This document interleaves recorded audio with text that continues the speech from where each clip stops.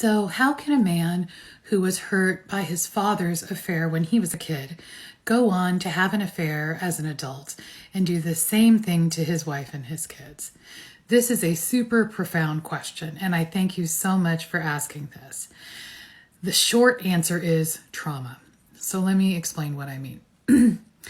When we are kids, we learn how to cope with painful feelings from our parents. Our parents are our teachers, right?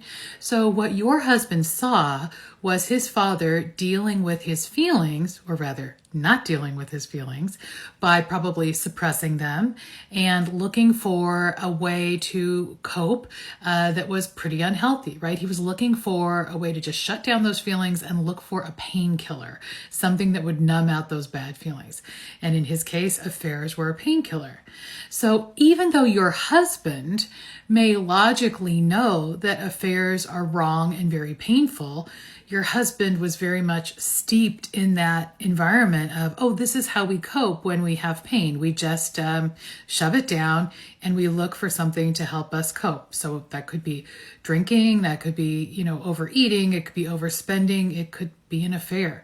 And so when he encountered some pain, and make sure to check out my other videos about the affair Bermuda Triangle to understand kind of what I think causes people to have affairs. When he experienced enough pain, his logical brain started to shut down. He started to go kind of on instinct and impulse and retreated into his more emotional brain. And our emotional brain runs a lot on autopilot.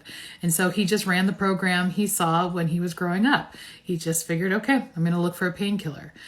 Now we think, and we feel like, how could they do this? This is so wrong. It's so irresponsible. And of course it is. But what I've seen time and time again is a lot of people who have affairs are in a really bad emotional place and they make horrific decisions, not justifying it in any shape, way, or form, but they have trauma that causes them to commit and perpetrate another trauma. I hope that helps you. Let me know.